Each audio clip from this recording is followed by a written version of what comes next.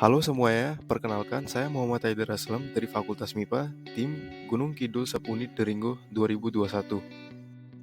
Kalau melakukan aktivitas di dunia maya atau internet, itu ada berbagai etika yang harus kita ikuti. Dimanapun kita berada, berbagai aturan atau norma harus diikuti, yang jelas untuk mewujudkan lingkungan yang positif bagi sesama. Kali ini kami akan mempersembahkan bagaimana penggunaan media internet secara bijak. Seperti yang sudah disebut di awal, kita akan menggali lebih dalam mengenai etika dan budaya yang harus dipatuhi dalam melakukan kegiatan dalam dunia internet apa saja itu. Tapi sebelum ke situ, mari kita simak dulu mengenai apa itu internet yang sebenarnya. Apa itu internet? Internet adalah suatu jaringan komunikasi yang digunakan untuk menghubungkan antara satu media elektronik dengan media elektronik lainnya.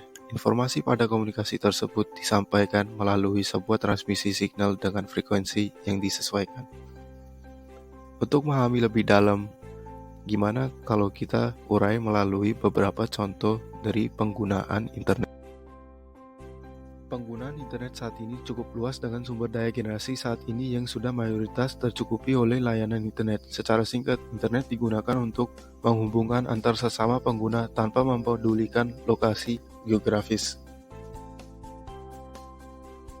Berbagai pengguna yang dapat mengeksplorasikan layanan yang menggunakan internet pada situs-situs tertentu seperti membuat blog, mencari pekerjaan, membuat usaha digital, dan lain-lain. Mengenai lebih detailnya, kita bahas di slide berikutnya. Salah satu contoh merupakan penerapan e-commerce menggunakan metode interaksi secara online antar pedagang dan penjual seperti penyediaan layanan yang kita ketahui sekarang antara lain Tokopedia, Bukalapak, Shopee, dan lain-lain. Semakin berkembangnya pengembangan aplikasi pun pemesanan makanan dan transportasi dapat dilakukan dengan beberapa klik saja, dengan hanya mengkoneksikan perangkat pada internet. Kemudian ada penggunaan internet sebagai tempat berinteraksi sesama atau bersosialisasi. Tentunya kita tahu bahwa sosialisasi antar teman akan lebih mudah jika bisa dilakukan dari manapun. Di antaranya penyedia layanan interaksi sosial yaitu Instagram, WhatsApp, Facebook, TikTok, dan lain-lain. Selain interaksi, aplikasi-aplikasi tersebut bisa dijadikan wadah hiburan. Selanjutnya, terdapat penggunaan internet sebagai sarana informasi dan pembelajaran. Jika kalian ingin menggali informasi untuk suatu pekerjaan atau penelitian, kalian tentu dapat menggali informasi melalui Google Scholar, AI Explore sebagai referensi karya ilmiah yang diunggah dari berbagai macam orang skala internasional. Tentunya, masih banyak situs di luar sana yang menyediakan layanan informasi ya. Yang terakhir, terdapat penggunaan internet sebagai wadah perantara kesehatan.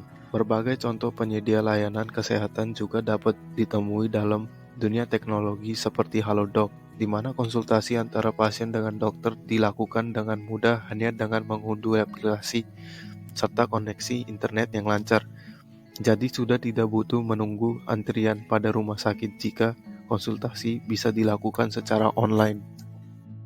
Jadi kurang lebih begitu teman-teman, tentunya dunia internet bisa dilakukan untuk banyak hal yang positif ya, asal kalian memanfaatkannya dengan benar sesuai poin-poin yang telah kita urai bersama.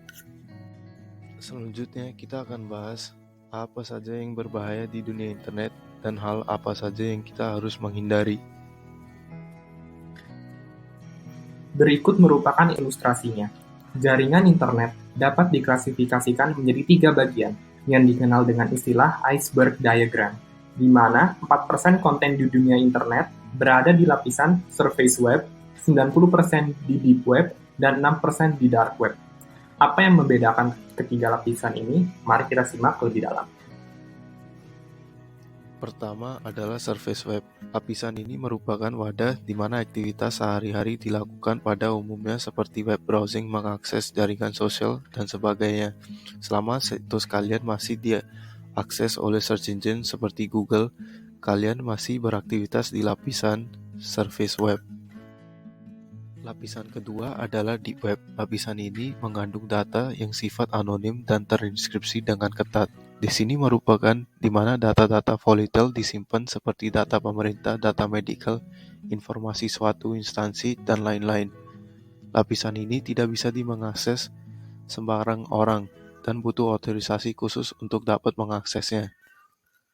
Yang terakhir terdapat dark web. Lapisan ini merupakan wadah terjadinya kegiatan kriminal seperti perdagangan narkoba, peretasan aplikasi, perdagangan senjata, dan lain-lain.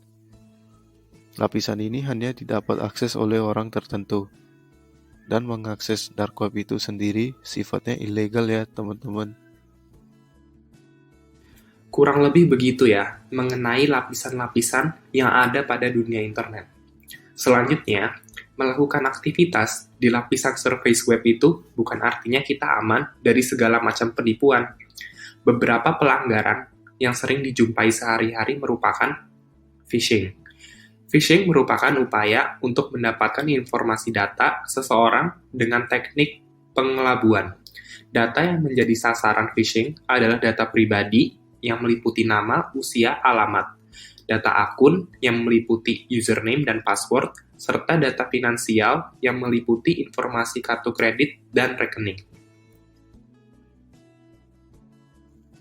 Berikut merupakan cara menghindari phishing. Pertama, perhatikan URL dari situs tersebut. Kedua, jika kamu menerima tawaran dalam bentuk email, perhatikan email dari sender. Pastikan email tersebut merupakan email instansi atau terverifikasi. Ketiga, jangan sembarang mengklik atau memasukkan credential pada situs atau tawaran pada email. Dan terakhir, gunakan multi-factor authentication agar pencuri tidak dapat mengakses data dengan mudah. Berikut merupakan contoh phishing pada dunia nyata, di mana email yang diterima akan menanyakan pengguna untuk memasukkan data pribadi atau credentialnya.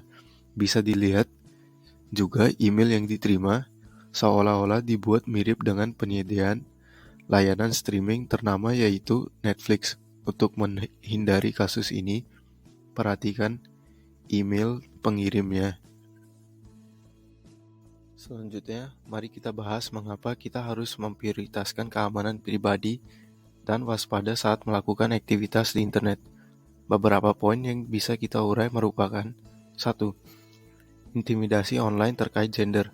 Data pribadi berupa jenis kelamin patut dilindungi untuk menghindari kasus pelecehan seksual atau perundungan atau bullying secara online. 2. Mencegah penyalahgunaan data pribadi oleh pihak yang tidak bertanggung jawab. 3. Menjauhi potensi penipuan. 4. Menghindari potensi pencemaran nama baik. 5. Hak kendali atas data pribadi. Yang terakhir, terdapat norma-norma penting saat menggunakan internet. 1.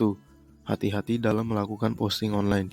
Sebaiknya unggah konten yang tidak memprovokasi berbagai pihak, terutama pada konten sensitif yang mengandung rasisme, hate speech, dan sebagainya. 2.